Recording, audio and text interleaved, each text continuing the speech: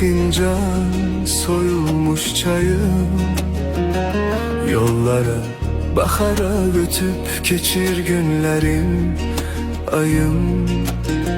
Fesilleri unuttum, ne kışım bellidir ne yayım. Haradasan sevgilim, yetmir sene sesin harayım. Göresen sen de benim tek, düşünürsen mi, üzülürsen mi? Göresen sen de benim tek, geceleri gözlerinden gizli gizli yaş dökürsen mi?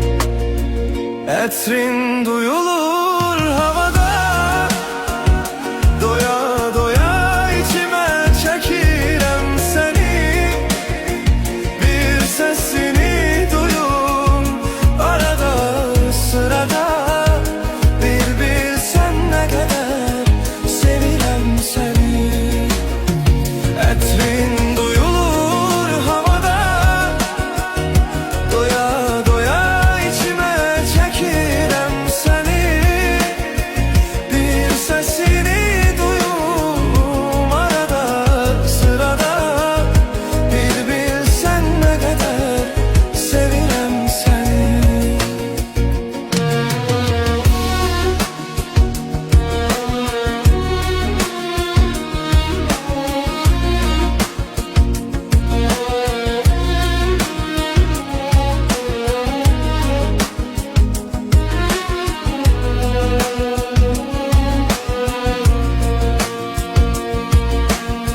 Sen yoksan kalbimin acısı dinmir.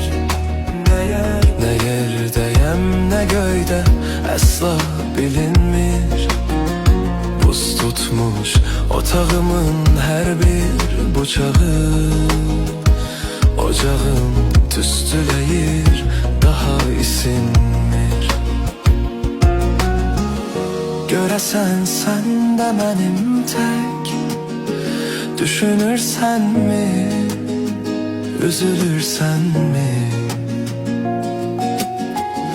Göresen sen de benim tek, geceleri gözlerinden gizli gizli yaş dökürsen mi?